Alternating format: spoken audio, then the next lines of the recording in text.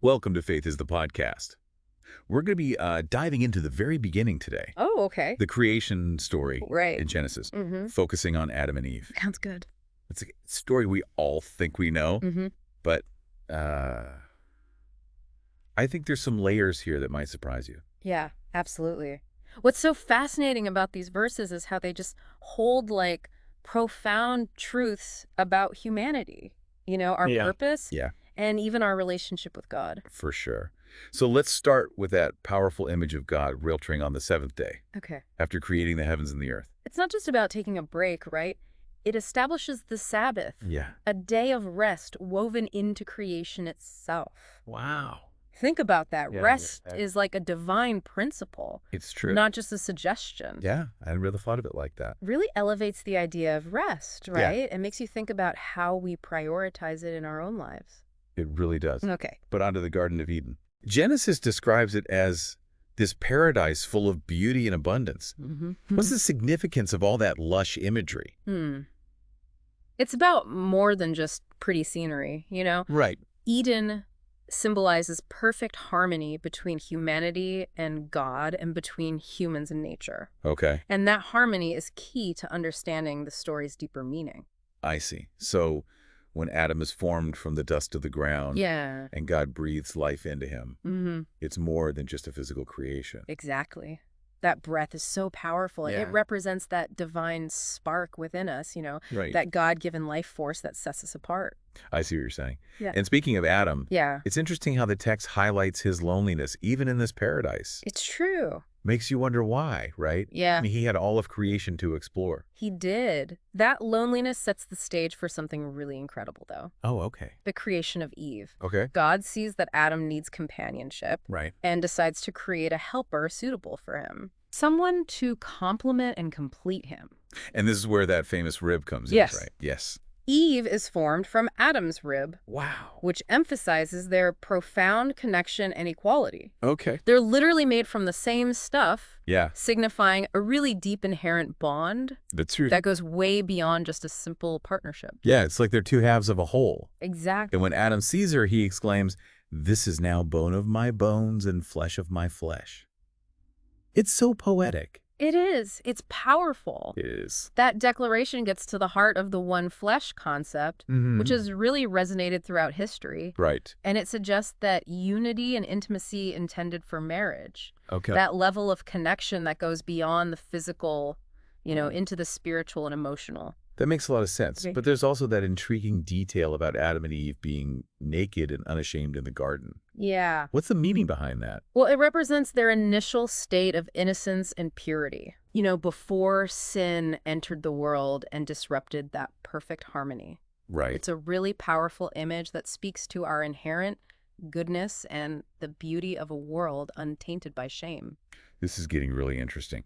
So we have the creation of the world, the establishment of rest as this like divine principle, Mm-hmm. the creation of man and woman as equals intended for this deep connection, Yeah, and this idyllic paradise where they exist in perfect harmony and innocence. it's true. It's truly a profound story with so much to unpack. You've hit the nail on the head. There's so much to learn from these early chapters of Genesis. But before we delve deeper, Okay. let's take a moment to reflect on what we've discussed so far. Sounds good. What really stands out to you in this part of the story?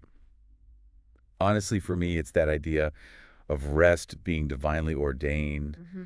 It makes me wonder how we can better incorporate that principle into our own lives, Yeah, especially in today's busy world. that's a great question. And, it reminds me of how the story goes on to highlight Adam's responsibility in the garden. He's tasked with tending and caring for it, Right. which some scholars interpret as a metaphor for our role in the world. Interesting. So it's not just about enjoying paradise. No, It's about actively participating in its upkeep. precisely. We're not passive recipients of God's creation, Okay. but active stewards. Right. We're given dominion over creation, Mm-hmm. but that comes with the responsibility to care for it. I see. So that Mm. adds a whole new layer to the story. It does. It's not just about our relationship with God, Right. but also our relationship with the world around us. And with each other. Remember, Eve is created as a helper suitable for Adam, Yeah. emphasizing the importance of companionship, Okay. support, Yeah. and collaboration. Right. They're meant to work together, Yes. to complement each other's strengths and share the responsibilities. Mm-hmm. It's a powerful message about the value of partnership, It is. not just in marriage, but in all aspects of life. Absolutely. And it ties back to that one flesh concept we discussed earlier. Right. It's not just about romantic love. Yeah. It's about recognizing that inherent need for connection Mm. and understanding in the human experience. We're designed for community, Yes. for interdependence. Exactly. It makes you think about how we prioritize and nurture those connections in our own lives. It does, and how those connections can help us fulfill the responsibility we have as stewards of creation. That's true. After all, we're in this together. We are. This is giving me so much to think about. It's amazing how this ancient story can still speak to us in such a profound way. I agree. But before we wrap up, I want to touch on that concept of nakedness and shame again. Okay. You mentioned it represents innocence and purity before sin entered the world. Right. What does that tell us about the nature of shame itself? That's a really insightful question. The story seems to suggest that shame isn't inherent to our nature, but rather a consequence of disobeying God, Okay. of straying from that original state of harmony. So it's not about our bodies or Yeah. who we are fundamentally, Yeah. but about the choices we make and the consequences that follow. That's one way to interpret it. It makes you think about how we often internalize shame in ways that aren't necessarily healthy or productive. Yeah, It's a really complex issue with far-reaching implications. absolutely. It's definitely something worth pondering. It is, and it brings us back to that foundational idea of God's love and grace. Even when we stray, Right. even when we experience shame and brokenness, Yeah. there's always the possibility of redemption Go. and a return to that original state of harmony. That's a beautiful and hopeful message, It is. especially in a world that often feels chaotic and uncertain. Yeah. It reminds us that we're not alone in our struggles Hmm. and that there's always hope for restoration. Exactly. And speaking of restoration and connection, Yeah. it makes me think about the importance of celebrating and honoring those bonds, Okay. particularly within the context of marriage. I see where you're going with this. Yes. Just as God created man and woman to be together, weddings are a beautiful way to celebrate that bond Yes. and embark on a journey of unity and shared purpose. Absolutely. And speaking of weddings, Okay. for our listeners who might be planning their own celebrations of love and commitment, Yeah. we have a fantastic resource to share. Oh, wonderful. If you're looking for a truly special and meaningful setting for your wedding reception, look no further than trendbuddy.com. Okay. They offer a unique selection of church venues Right. that provide a sacred and inspiring space to begin your married life. Imagine exchanging vows in a space imbued with history, beauty, and spiritual significance. It's beautiful. It's a beautiful way to honor the tradition of marriage while creating new memories that will last a lifetime. It is. TrendBuddy.com can help you find the perfect church venue that reflects your style and your values, Yeah. making your wedding day even more special and memorable. So if you're planning a wedding, be sure to visit trendbuddy.com and explore their amazing church venue options. Yes. You won't be disappointed. And that brings us to the end of our deep dive into the creation story of Adam and Eve. It's a story that continues to inspire and challenge us, It does. offering timeless wisdom about the human condition and our place in the grand scheme of things. We hope this exploration has given you a deeper appreciation for the richness and complexity of this ancient text. And perhaps even spark some new insights and questions for your own journey of faith and understanding. Thank you for joining us on this deep dive. We encourage you to continue reflecting on these themes and to find moments of rest, wonder, and connection in your own life. And until next time, keep seeking truth, keep asking questions, and keep diving deep. Thank you for listening to Faith is the Podcast.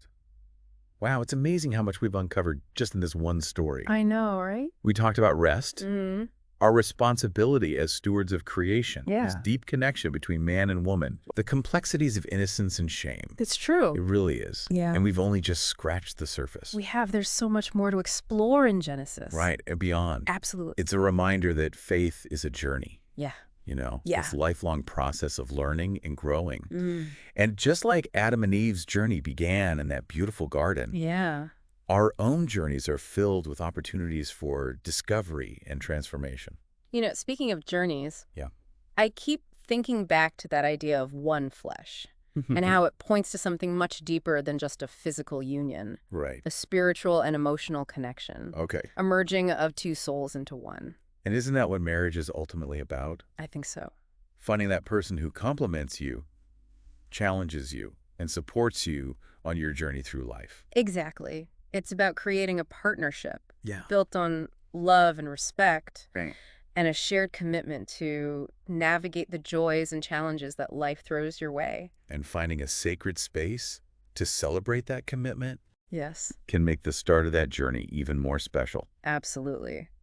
And for our listeners who are planning their weddings, Mm-hmm. we want to remind you about trendbuddy.com. Oh, yes. They offer a fantastic selection of church venues Okay. that provide a truly unique and meaningful setting for your wedding reception. Imagine saying your vows in a place Yeah.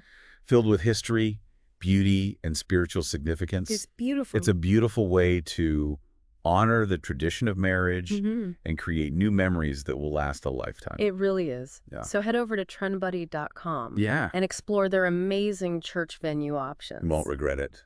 You won't. And with that, we come to the end of our deep dive into the creation story of Adam and Eve. Such a powerful story. It is.